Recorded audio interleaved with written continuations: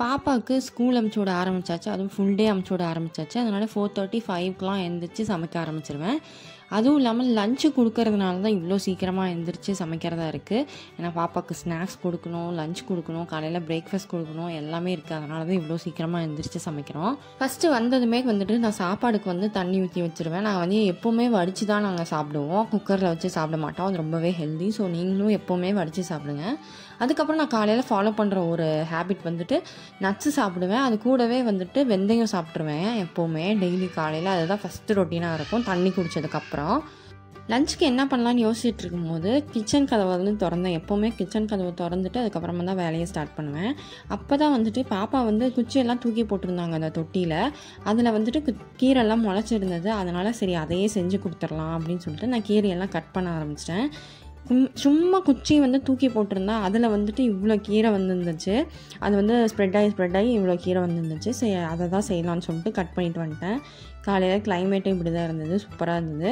So கீரையை நல்லா wash பண்ணி எடுத்துகிட்டு ஒரு ஓரமாக வச்சுட்டேன் நான். அதே கேப்பில் தண்ணியும் நல்லா கொதித்து வந்துருச்சு. ஸோ அரிசியும் அதில் போட்டு வச்சுக்கலாம். நம்ம நல்லா கொதிக்கிட்டோம். நான் கொஞ்சம் மீடியம் ஃப்ளேமில் தான் வச்சு பண்ணுவேன். ஹை ஃப்ளேமில் வச்சா தண்ணியெலாம் ஃபுல்லாக கீழே ஊற்றிடும். அதனால் இப்போ சாப்பாடு வேகிற கேப்பில் நான் வெங்காயம் பூண்டெல்லாம் உரித்து வச்சுருவேன். வெங்காயம் சின்ன வெங்காயம் தான் நான் எடுத்திருக்கேன் இந்த கீரைக்கு.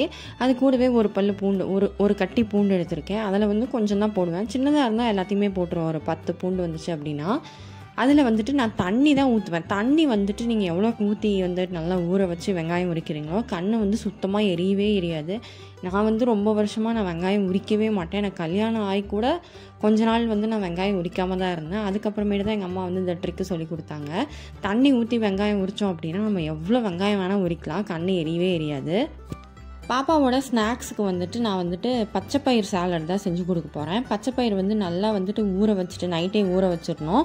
நைட்டே ஊற வச்சுட்டு அதுக்கப்புறம் காலையில் எழுந்திரிச்சு வேக வச்சு அதில் கேரட்டு, பீட்ரூட்டு, கொத்தமல்லி, உப்பு, பெப்பர் எல்லாம் போட்டு கொடுத்தோம் அப்படின்னா குழந்தைங்க சூப்பராக சாப்பிட்டு வருவாங்க.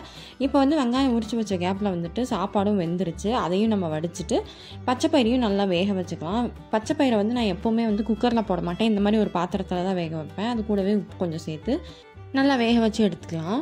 இப்போ அந்த கேப்பில் நான் கீரையெல்லாம் பறிச்சுக்க போகிறேன். கீரை ரொம்பவே பிஞ்சாக தான் இருந்தது. அதனால் நம்ம வீட்டில் விளைஞ்சது அப்படின்னு கண்டிப்பாக முத்தி போகிறதுக்கு சான்ஸே இல்லை. நம்ம சீக்கிரமாக செஞ்சுருவோம். அதனால் நான் அந்த குச்சோடு தான் சேர்த்துக்க போகிறேன். அது ரொம்பவே பிஞ்சாக தான் இருந்தது. பார்க்குறதுக்கு தான் அது பெருசாக இருக்க மாதிரி இருக்குது.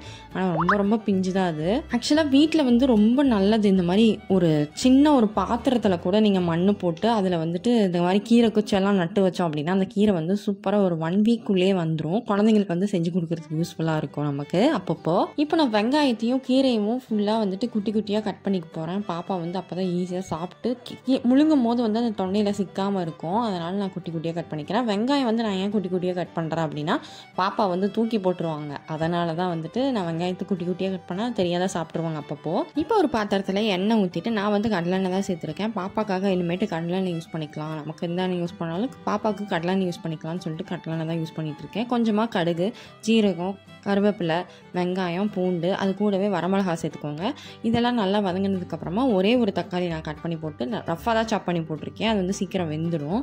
வெந்ததுக்கப்புறமா கொஞ்சமாக நம்ம கட் பண்ணி வச்சுருக்கோம்ல கீரை, அந்த ஃபுல் கீரையுமே நான் சேர்த்துருக்கேன். நான் கட் பண்ணிட்டு வந்த எல்லா கீரையுமே இதில் சேர்த்துட்டேன்.